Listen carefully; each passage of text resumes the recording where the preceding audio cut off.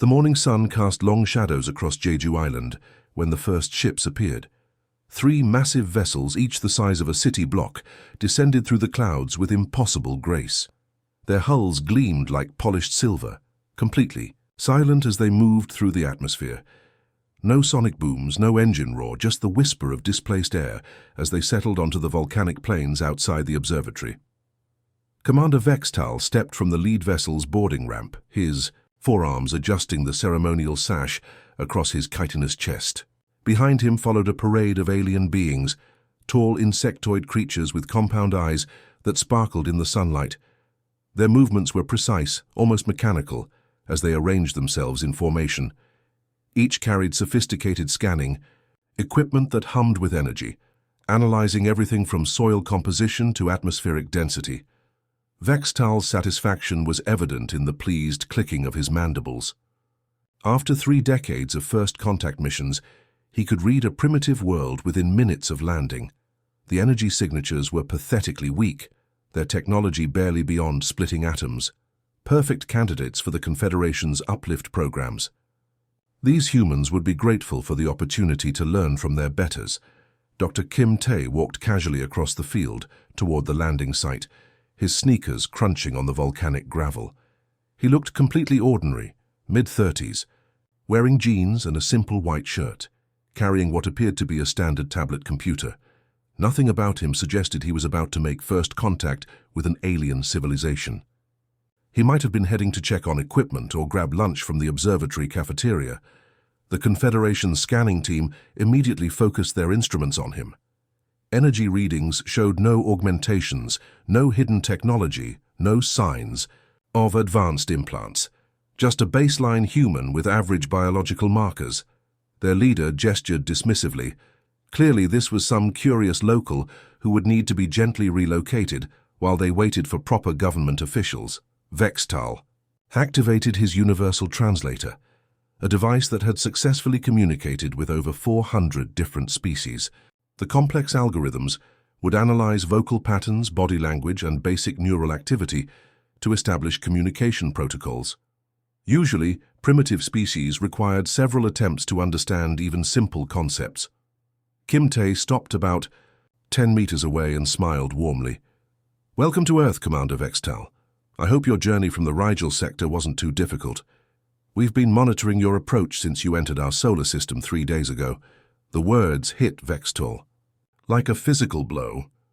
Perfect Confederation standard, complete with proper military honorifics and accurate astronomical references.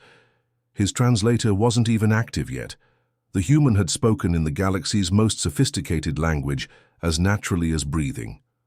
The scanning team exchanged nervous glances, their equipment registering impossible readings. This human showed no signs of neural modification or technological enhancement, yet he was communicating in a language that typically required decades of study even for advanced species. Vextal's compound eyes focused intently on Kim Tae, searching for some explanation. "Your translation technology is quite advanced for a species at your development level." Kim Tae chuckled softly. "No translation needed, Commander. I learned Confederation standard the old-fashioned way, practice and patience. Though I admit, having native speakers around for conversation practice did help considerably." The alien commander felt his confidence begin to crack. "Native speakers? On this primitive world?" "I am Commander Vextal of the Confederation First Contact Division," he announced, falling back on formal protocols. "Your world has been selected for integration into our guidance protocols. You will be assigned mentors to help your species develop properly and join the galactic community." Behind him, his team began setting up holographic displays showing the benefits of Confederation membership. Images of gleaming cities, advanced medical technology, and peaceful interstellar trade routes flickered to life. It was an impressive presentation that had convinced dozens of species to eagerly accept Confederation oversight. Kim Tae examined the displays politely, nodding at appropriate moments. "That's very kind of you to offer, Commander, but we'll have to respectfully decline. We prefer to handle our own development." The response sent shockwaves through the Confederation team. Primitive species never refused guidance. They typically fell to their knees in worship, or begged desperately for the secrets of space travel. Some tried to attack with their crude weapons, but none had ever politely declined, as if turning down an invitation to dinner. Vextor's training kicked in. Perhaps these humans simply didn't understand the magnitude of what was being offered. "I think there may be some confusion," he said slowly, his voice taking on the patient tone used with children. "We are offering your entire species the opportunity to join galactic civilization, to learn technologies that will eliminate disease, poverty, and war, to travel among the stars and meet countless other intelligent races." Kim Tae's tablet chimed softly. He glanced at it briefly, then looked back up with an apologetic smile. "Oh, we understand perfectly, Commander. It's a generous offer, and we appreciate the Confederation's continued commitment to peaceful development. But honestly, we've been part of galactic civilization quite a bit longer than you might think." The alien commander stared at the human, his sophisticated mind struggling to process what he was hearing. The scanning equipment showed no deception, no signs of mental instability. This primitive being was calmly claiming membership in a galactic community that his species supposedly didn't even know existed. Something was very, very wrong with this first contact mission. The elevator descended through solid rock for what felt like an eternity. Dr. Lee Han stood calmly beside the control panel, while Chief Archaeologist Morden and his team of 6 alien scientists pressed themselves against the walls, their various appendages trembling with each rumble of the ancient machinery. The depth gauge showed they had already traveled 2 kilometers underground, far deeper than any primitive civilization should have been able to excavate. Morden's 3 eyes rotated independently, each one trying to process the impossible readings. From his scanner, the rock layers they passed through told a story that contradicted everything the Confederation knew about Earth's development. Tool marks in the stone showed precision that required advanced laser-cutting technology, yet carbon. Dating indicated they were carved over 15,000 years ago. "How deep does this go?" asked Dr. Zelnara, a crystalline being whose body chimed nervously as they descended. Lee Han checked his tablet. "This particular chamber system extends about 4 kilometers down. We'll be stopping at level 7 today. That's where we keep the pre-confluence materials." The term pre-confluence sent ripples of confusion through the alien team. The confluence was the oldest known galactic civilization, predating even the legendary Veltar Empire. No species should have records from that era, especially not a supposedly primitive world like Earth. The elevator finally shuddered to a halt, and the doors opened onto a vast underground complex that took the aliens' breath away. Corridors stretched in every direction, lit by soft blue energy strips that pulsed with life. The walls were lined with storage units made from materials the Confederation's best scientists couldn't identify, substances that seemed to bend light around them while remaining perfectly transparent. Lee Han walked confidently through the maze of passages, his footsteps echoing in the enormous space. "We're heading to Archive Section 12 Delta. That's where we keep the astronomical records and mathematical proofs. Should be right up your alley, Dr. Morden." The alien archaeologist's mandibles clicked nervously. His species had excavated ruins across dozens of worlds, but nothing had prepared him for this. The construction techniques visible in the walls around them were beyond anything in current Confederation technology. Seamless joints connected massive stone blocks without any visible mortar or adhesive, yet structural scans showed the entire complex was earthquake-proof and had been standing for millennia. They entered a circular chamber filled with display, cases containing artifacts that made modern scanning equipment go haywire. Stone tablets covered in symbols floated in preservation fields, their surfaces glowing faintly with internal energy. Metal scrolls unrolled themselves as the group approached, revealing intricate diagrams and formulas that seemed to shift and change as they watched. "Let's start with something simple," Lee Han said, approaching a crystalline pedestal. He gestured to a slate covered in star charts. "This is a map of the Andromeda spiral arm as it appeared 12,000 years ago. Notice the positions of the Zephyrian homeworld and the Kyleth system." Morden's 3 eyes focused on the chart, his scanner working frantically to analyze the data.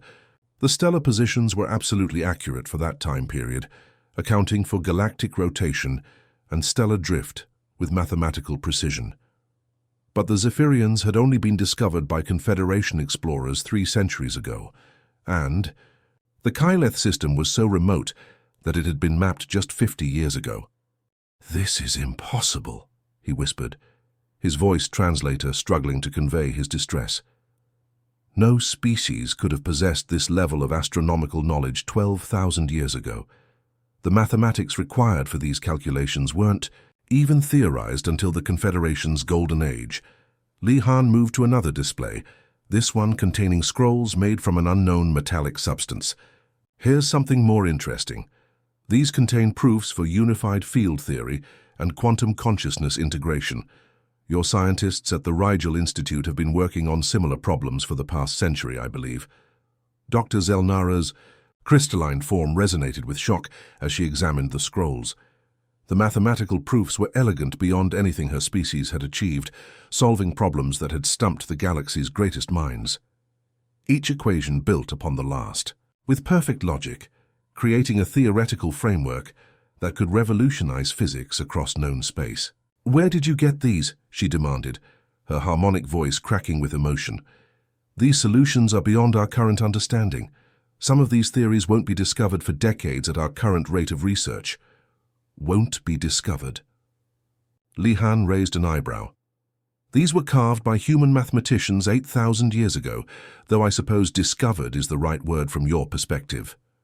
Morden stumbled backward, his legs nearly giving out beneath him. "You're claiming human primitives solved problems that our most advanced civilizations cannot." "Not primitives," Li Han corrected gently. "Just humans. There's a difference." He led them deeper into the archive, past displays that grew progressively more impossible.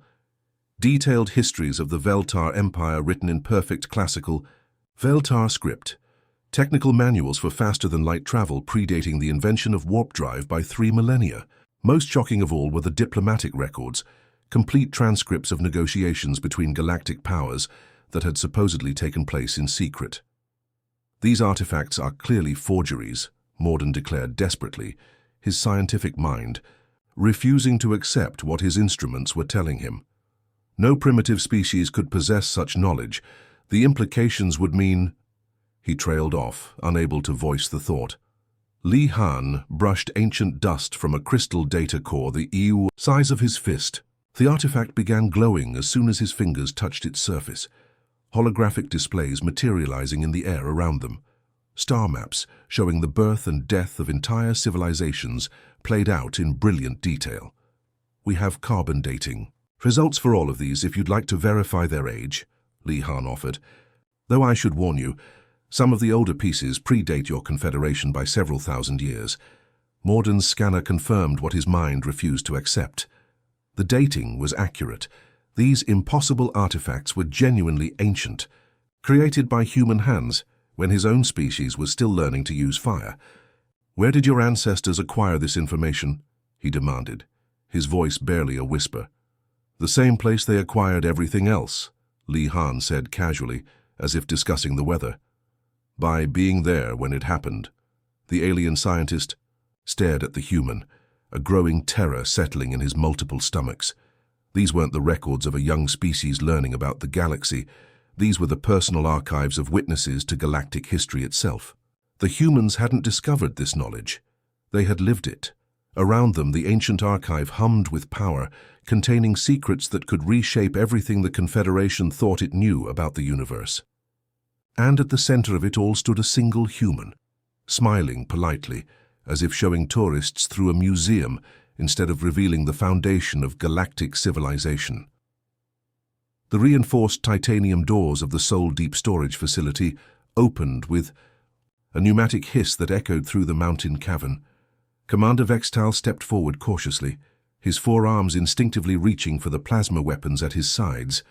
Behind him, 6 heavily armed Confederation security officers spread out in defensive formation, their exoskeletons gleaming under the harsh fluorescent lights.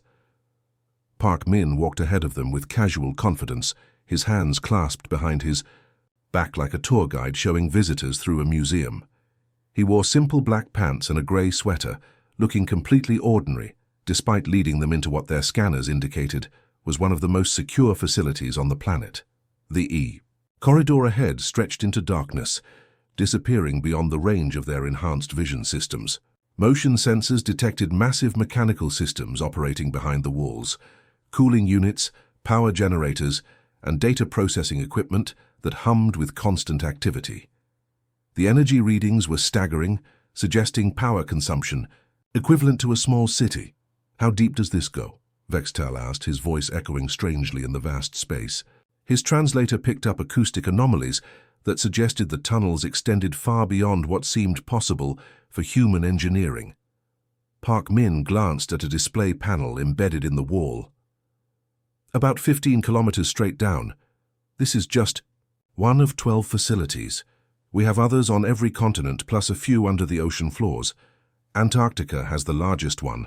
That goes down about 30 kilometers. The alien commander's mandibles clicked in disbelief. His own species required massive industrial complexes and thousands of workers to excavate facilities even a fraction of this size. Yet humans had apparently carved multiple installations through solid rock, using technology that their surface scans had completely missed. They boarded a high-speed elevator that descended through the mountain at incredible velocity. Through transparent aluminum windows, Vextal watched level after level flash past. Each floor contained vast chambers filled with storage units, processing equipment, and robotic systems that moved with fluid precision. The robots themselves were unlike anything in Confederation archives. Sleek silver constructs that seemed to flow rather than walk, their movements suggesting artificial intelligence far beyond current galactic standards. "Level 7, Park," Min announced as the elevator stopped. "This is where we keep the recent stuff, anything from the last 10,000 years or so." "Recent?" Vextal's security team exchanged worried glances. 10,000 years was ancient history by any galactic standard. The Confederation itself was only 3,000 years old. The doors opened onto a chamber that defied comprehension. The ceiling stretched upward into darkness, supported by columns of what appeared to be crystallized energy. Data cores lined the walls in perfect geometric patterns, each one glowing with soft internal light. The technology was so advanced that their scanners couldn't even identify the basic materials, let alone understand how they functioned. Park Min approached a control pedestal and pressed his palm against its surface. Immediately the chamber came alive with holographic displays that materialized throughout the air around them. Three-dimensional maps showing star systems, trade routes, and political boundaries filled the space with brilliant colors. "Here's the Confederation's formation," Park Min said, gesturing to a display that showed the gradual alliance of dozens of species. Documented from 7 different perspectives, including internal government communications and private diplomatic correspondence. Vextal stared in shock at records that were supposed to be classified at the highest levels of Confederation security. Military strategies, economic agreements, and political maneuvering that had shaped galactic civilization were laid out in perfect detail. Some of the information was so sensitive that even he, as a senior commander, had never been cleared to access it. "How did you obtain classified Confederation documents?" he demanded. Park Min smiled. "We didn't obtain them. We were there when they were created. Several of our people served as advisors during the formation negotiations. Another holographic display activated, showing the rise and fall of the mysterious Veltar Empire. The long-lost civilization had vanished from the galaxy over 5,000 years ago, leaving behind only scattered ruins and unanswered questions. Confederation archaeologists had spent centuries trying to piece together their history. "And here's the Veltar Empire that preceded you," Park Min continued casually. "I believe your historians are still trying to figure out what happened to them." The display showed detailed records of Veltar society, technology, and culture. Population records, scientific achievements, and even personal journals from ordinary citizens created a complete picture of a civilization that had supposedly vanished without a trace. Most incredible were the final records, showing the Empire's voluntary dissolution and transformation into something beyond physical existence. "The Veltar didn't disappear," Park Min explained, noticing Vextal's stunned expression. "They evolved beyond the need for physical form. We helped them make the transition. It was one of our more successful projects. Vextal's legs nearly gave out beneath him. Projects? What do you mean by projects? Park Min activated another series of displays, showing the development of dozens of species across galactic history. Each civilization's growth was documented in meticulous detail, from their first use of tools to their eventual achievement of spaceflight. Patterns emerged that were impossible to ignore. Subtle interventions, carefully planted discoveries, and guidance that appeared natural but was clearly orchestrated. Humans have been documenting galactic history for quite some time, Park Min said simply. We found it important to keep accurate records of our projects. The word projects hit Vextal like a physical blow. He watched display after display, showing human involvement in the development of every major galactic civilization. Species he had believed were naturally evolved had clearly received careful guidance. Technologies that were supposedly independent. Discoveries showed signs of human influence. His own species' rapid advancement suddenly made terrible sense. The mysterious traders who had appeared at crucial moments in their history, offering just the right knowledge at just the right time. The archaeological discoveries that had accelerated their scientific development. The diplomatic solutions that had prevented devastating wars. You've been manipulating galactic civilization, he whispered. Guiding, Park Min corrected gently. There's a difference. We learned long ago that species develop better with gentle guidance than harsh conquest. Think of us as gardeners tending a very large garden. Around them, the displays continued showing the scope of human involvement in galactic affairs. Thousands of years of careful intervention, all designed to nurture young civilizations toward peaceful, prosperous development. The Confederation itself was revealed as humanity's greatest success, a stable galactic government that had lasted for millennia precisely because it had been built on foundations secretly laid by human hands. Vextal stared at the evidence surrounding him, his entire understanding of galactic history crumbling. His species weren't the advanced mentors they believed themselves to be. They were students who had never realized they were being taught. The deepest level of the facility required a second elevator, this one descending through what appeared to be natural rock formations that had been carefully carved and reinforced. Commander Vextal and his team rode in complete silence, their scanning equipment registering energy signatures that defied all known physics. The walls around them pulsed with veins of crystallized light, creating patterns that seemed almost alive. Choi Su stood calmly at the center of the elevator, her hands resting on a control interface that responded to her touch with musical tones. She wore simple work clothes, dark blue pants and a white lab coat, but carried herself with the quiet confidence of someone who held the secrets of the universe in her memory. This is the Master Archive, she announced, as the elevator finally stopped. Everything you've seen so far has been surface material. The real history is down here. The doors opened onto a chamber that took the alien's breath away. The space was enormous, easily the size of a starship hangar, with a domed ceiling that sparkled like the night sky. Thousands of crystalline storage units floated in perfect formation throughout the air, each one containing holographic data that shifted and pulsed with life. The technology was so advanced that it seemed more like magic than science. Choi Su approached a central control pedestal and placed both hands on its surface. The entire chamber responded instantly, filling with three-dimensional displays that surrounded the stunned Confederation delegation. Images, documents, video recordings, and data streams created a galaxy of information floating in the air around them. Let's start with something familiar, she said, gesturing to a display showing the ancient Veltar Empire at the height of its power. The hologram revealed bustling cities, massive space stations, and fleets of elegant ships that moved between the stars with graceful ease. But among the Veltar citizens, sharp-eyed observers could spot figures that didn't quite belong. Humanoid. Beings dressed in simple traders' clothing, their faces slightly different from the tall, slender Veltar around them. They moved through markets, attended scientific conferences, and participated in diplomatic meetings with casual familiarity. Human explorers among the ancient Veltar, Choi Su explained, disguised as primitive traders from a distant system. They spent centuries living among the Veltar, learning their culture, and carefully introducing new ideas that would help their civilization advance peacefully.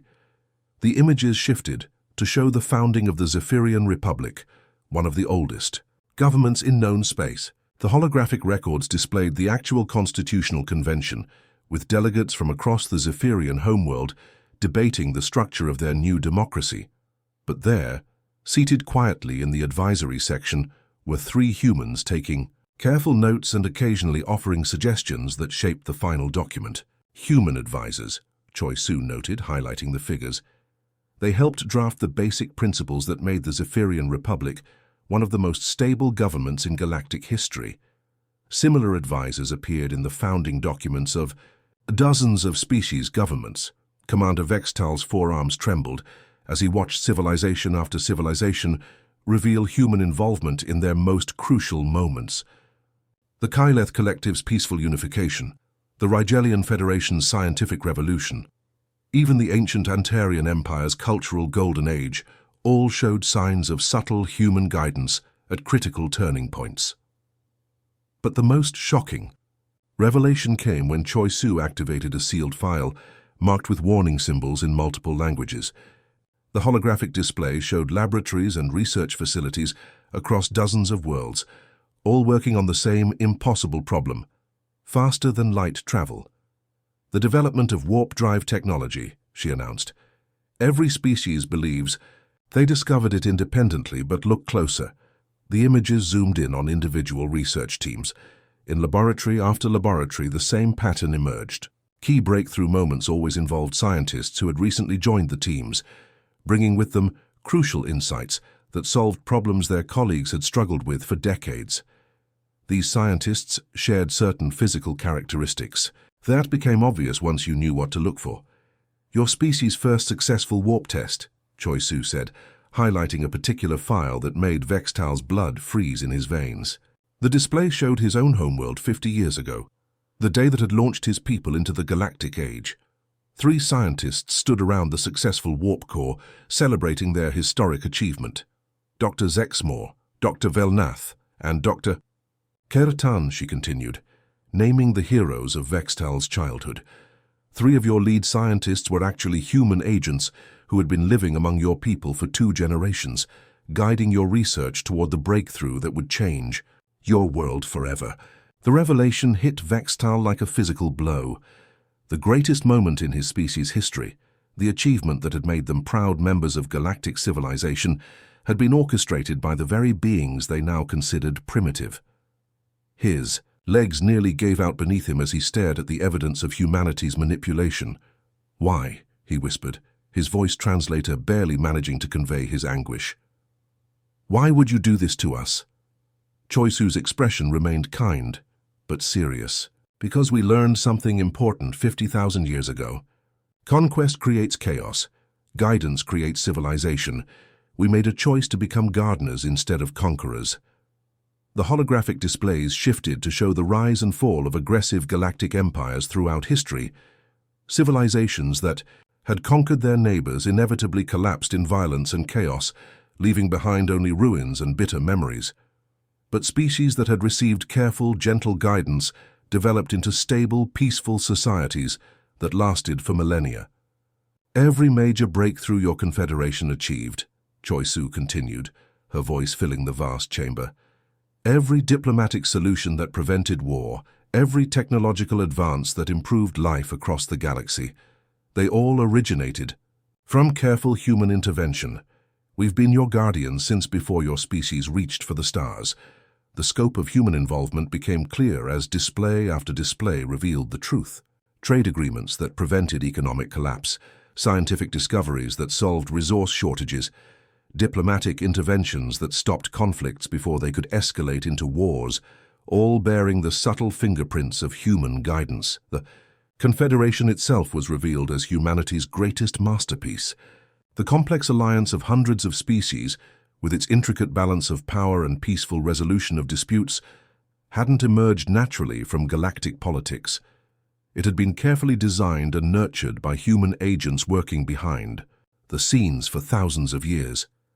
Vextal stared at the evidence surrounding him, his entire worldview crumbling like ancient stone.